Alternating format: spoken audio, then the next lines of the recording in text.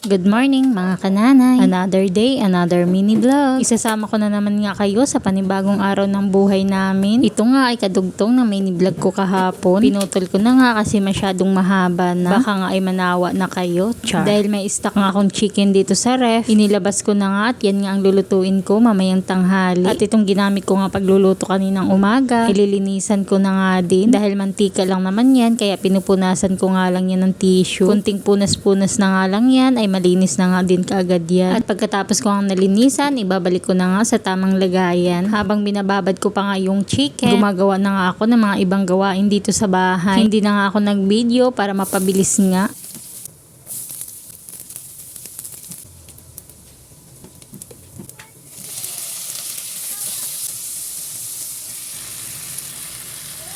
At fast forward na nga tayo, ito na nga ay magluluto na nga ako ng ulam. Nagisa nga lang ako dyan ng bawang sibuyas at luya at madaming kamatis. Pag madaming kamatis, mas masarap. Dahil ang lulutuin ko nga ay kinamatisang manok. Second time ko na nga magluto nito at nagugustuhan nga ng mga bata. Bukod nga sa tinula ay masarap nga din ito. Nakakasawa din kasi kung lagi na lang tinula ang niluluto natin. Para nga may iba naman, try nyo nga din ito. At nung okay na nga yung chicken, maglalagay nga ako ng isang siling haba. At ang pangsahog ko nga lang dito ay pichay. Pwede nga din kayo maglagay ng patatas dito. Pero hindi na nga ako naglagay. At syempre, dito nga din ako nagluluto sa aking paboritong lutuan. Gamit na gamit ko nga ito araw-araw. At habang ako'y nagluluto nga, ayun nga si Alexia, nagbabalat na naman ng orange. At gusto nga daw niyang kumain ng orange. At dahil busy nga ako, kaya siya na nga lang nagbabalat ng kanya. Pagkatapos ko magluto, ay maghahatid na nga kami ng baon ni Ate Joycel at magsusundo kay Kuya Jeyo sa school. At nung sumundo nga kami kay Kuya Jeyo, ay dumaan nga kami sa Pure Gold. Dahil wala na nga silang fresh milk, kaya bumili na nga ako ng fresh milk. Fresh milk at gardenia lang naman dapat talaga ang bibilhin ko. Abay pagkasama mo nga ang mga bata, napapadami nga. Kaya nag-isip na nga lang ako kung ano pang wala sa bahay at bibilhin ko na nga din. Buti na nga lang ang tagkasya nga yung perang dala ko. Bumili nga din pala ako ng pasta. Dahil sa Sunday nga, bala ko magluto ng carbonara. At ito nga lahat ng pinamili ko, 1.5